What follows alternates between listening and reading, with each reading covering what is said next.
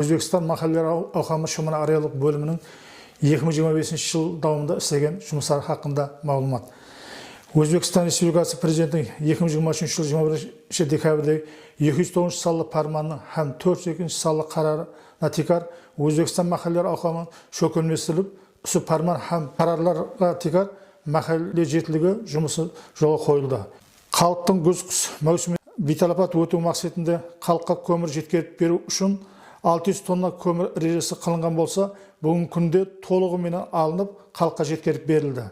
Өзбекстан Республикасы президентінің 2025 жылы 30 январдағы ПФ 16 салы парманы Республикалық махаллені қолдау қуаттылау кеңесінің 2025 жыл 27 октябрь күнгі 13 салы баянамасы һәм Қарақстан Республикасы махалле қолдау қуаттылау кеңесінің 2025 жылы 13 ноябрь күнгі 180 салы баянамасына тикар Өзбекстан Республикасы Конституциясының 33 жылдығына бағышлап махалле арасында абат шаңырақ, абат көше һәм абат махалле таңлау өткөру белгіленіп, район басқышында абат шаңырақ номинациясы бойынша Моншақлы махаллесінен Темірбаев Төребай, абат көшесі номинациясы бойынша Тазабазар махаллесінің Әмір Темір көшесі Б.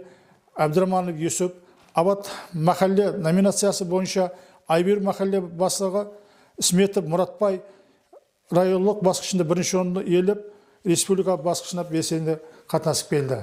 Өзбекстан Республикасы Али Мәжілісі жанындағы бұқаралық жәмиеті институтларын қолдау-қуаттылау жәмиеттік фондында 4 бұқаралық жиыны хүжет тапсырған болып, жәмі 338 миллион 500 мың сомлық грант ұтып алуға миясар болды. Сондан Қарабайлы Макан бұқаралық жиыны Бердібай ауыл тұрғыларының тамархалардан өлімі пайдалану үшін 87 миллионлық 300 киловаттлық су насозы барлық үскенелеріменен бірлесік ауыл бұқарлары жиынында бірлесік ауыл тұрғыларының тамархаларына үнемді пайдалану үшін 18 һәмде 22 киловаттлық су насозы барлық үскенелеріменен 20 киловаттлық құяш панель менен жәмі 170 миллион сомлық саламат тұрмыс тәрізі денсаулығын тікілеу үшін жарақатлық операциясын өткеру үшін өткеріп берілді.